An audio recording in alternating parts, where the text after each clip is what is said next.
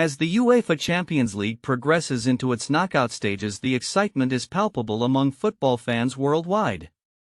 With high-stakes matches determining the fate of some of Europe's top clubs, February 19 marked a day of dramatic outcomes and pivotal performances that would shape the tournament's future. One of the most significant matches of the day featured Paris Saint-Germain PSG hosting Stade Brestois at the iconic Parc des Princes. With a commanding 3-0 advantage from the first leg, PSG aimed to cement their progression into the next round. Despite their comfortable lead, coach Luis Enrique urged his team to maintain focus. "We should have this one sewn up," he noted, referencing PSG's impressive record of advancing from 17 of their last 18 ties after winning the first leg.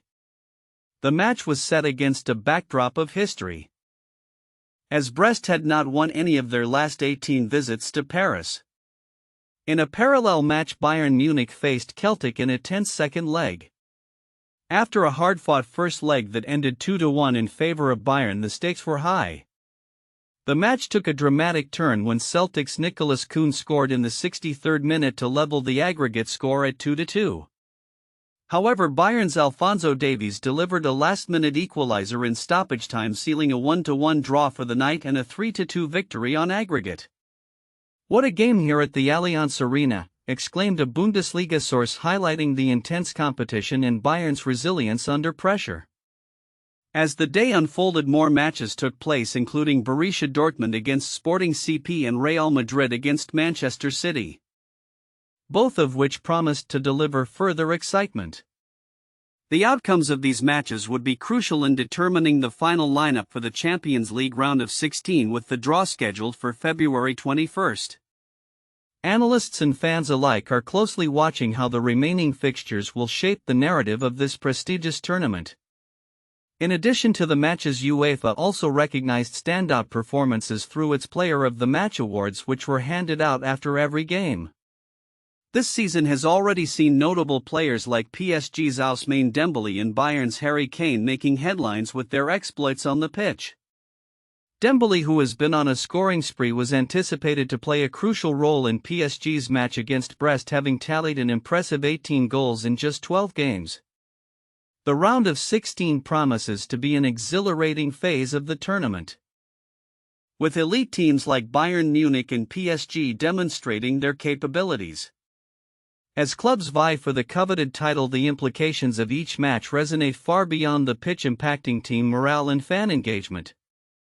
With the draw on the horizon, the anticipation continues to build, and football enthusiasts are left to ponder which giants will clash in what is sure to be an unforgettable knockout stage. In an era where competitive balance and financial sustainability are increasingly under scrutiny, the Premier League is poised to introduce significant changes to its financial regulations. In recent discussions among club representatives, it has become clear that the anticipated shift from the current profit and sustainability rules (PSR) to a new framework centered around the squad cost ratio (SCR) and a concept known as anchoring will be postponed. This delay has raised questions about the future landscape of English football and how clubs will manage their financial health. The SCR is intended to serve as a soft salary cap which links a club's expenditure on player salaries and transfer fees to its revenue. As Matt Slater of The Athletic explained during a recent podcast, the aim is to ensure that clubs spend sustainably in relation to their financial capabilities. Under the SCR, clubs would be limited to spending a percentage of their turnover on their squad, gradually reducing from 90% to a targeted 70% over time. This approach, initially introduced by UEFA, seeks to create a more level playing field within European competitions. However, the implementation of this new regulation has faced resistance. The Professional Football Association (PFA) has raised concerns about its fairness, particularly for clubs that struggle to compete financially with the league's wealthier teams. This ongoing debate highlights the tension between promoting financial responsibility and ensuring that competition remains vibrant and unpredictable. The new anchoring rule is designed to address these concerns by establishing a hard cap on spending, which would limit a club's player expenditure to 5 times the prize money and TV revenue received by the lowest placed team in the league. This measure aims to provide a safety net for smaller clubs, preventing wealthier teams from further entrenching their dominance. Analysts believe that while this could help maintain a degree of competitive balance, it may not be sufficient to prevent the wealth gap from widening. The postponement of these financial regulations has led many to speculate on the future of league competition. With clubs like Manchester City and Chelsea consistently pushing the boundaries of financial investment, the introduction of stricter controls could reshape the traditional power dynamics within the league.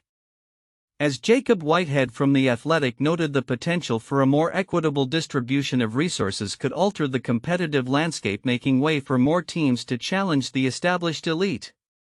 As Liverpool prepares to face Aston Villa in their latest Premier League fixture, the focus on financial sustainability and competitive balance remains paramount. Liverpool currently leads the league, but their dominance is underscored by the broader financial context of the league. The outcome of this match could have implications not only for league standings but also for discussions surrounding the financial regulations that govern the sport. Looking ahead, the Premier League faces the challenge of balancing financial prudence with the need for competitive excitement. As clubs navigate this complex landscape, the eventual adoption of the SCR and anchoring rules will likely shape the future of English football. The conversation around financial regulation is far from settled, and the outcomes could significantly influence not only the league's financial health but also its competitive integrity in the years to come. In a night that will resonate deeply across Italy, Atalanta's unexpected exit from the Champions League has left both the club and Serie A reeling, entering their second-leg playoff against Club Brugge as favourites. Atalanta's hopes were dashed in a dramatic 3-1 defeat at home, culminating in a staggering 5-2 aggregate loss. For a team that had dazzled European football last season by clinching the Europa League title, this defeat marks a significant setback not only for their ambitions but also for the reputation of Italian football on the continental stage. Under the stewardship of Gian Piero Gasperini, Atalanta has emerged as one of the most exciting teams in Europe, known for their high-scoring, aggressive style that defies the traditional defense-first ethos of Italian football. Their triumph in the Europa League final against Bayer Leverkusen showcased their potential to challenge the best in the business. Yet on Tuesday night, even as they dominated possession and created numerous chances, 30 attempts to be precise, they were unable to convert their dominance into goals. The evening began with an early shock as Brugge's 19-year-old Kemsdijn Talby scored, giving the visitors an unexpected lead. Despite Atalanta's confidence stemming from their prolific scoring record in the league phase of the Champions League, they struggled to break down a resolute Brugge defense. Remarkably, Club Brugge, with only 7 shots, managed to find the net 3 times, illustrating the harsh realities of knockout football. Atalanta's hopes flickered momentarily when Ademola Lookman, who had come on at halftime, scored just 34 seconds after the break, the fastest goal ever recorded by a substitute starting the second half of a Champions League match. However, a critical moment came when Lookman, in a fit of enthusiasm, took a penalty that was saved by Brugge's goalkeeper Simon Mignolet. Gasperini later expressed his frustration, stating, "Lookman was not supposed to take that penalty. He has a frankly terrible record." This miss proved pivotal as the team could not recover from Brugge's decisive strikes. The ramifications of this defeat extend beyond Atalanta. With both Atalanta and AC Milan, who drew at home against Feyenoord, knocked out of the Champions League, Serie A's hopes of securing a 5th qualification spot for the prestigious tournament have taken a significant hit. According to data from the Opta supercomputer, Italy's chances of gaining an extra Champions League spot plummeted from 44% to just 23.6%. The evening was particularly fruitful for La Liga, whose fortunes improved dramatically as their chances for an extra spot surged to 75.9%. Gasperini's side now finds themselves needing to regroup as they continue to slide down the Serie A table. After their recent exit from the Coppa Italia and a lackluster run of form, only 3 wins in their last 14 matches, the team is at a crossroads. The average age of their starting 11 hints at an aging squad, and questions arise about whether this group can continue to compete at the highest levels. As Atalanta looks to recover from this damaging defeat, they are not alone in facing challenges. Juventus, another Serie A giant, recently stumbled in their pursuit of the title, losing to Inter Milan in a critical match that has left the league's top spots tightly contested. With Napoli currently leading the charge, the dynamics of Serie A are shifting, leaving teams scrambling to secure their futures both domestically and in Europe.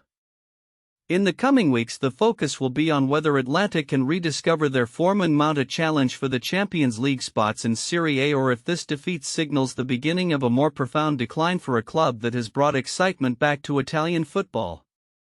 As the landscape of European football continues to evolve, all eyes will be on how Serie A teams adapt and respond to this challenging moment.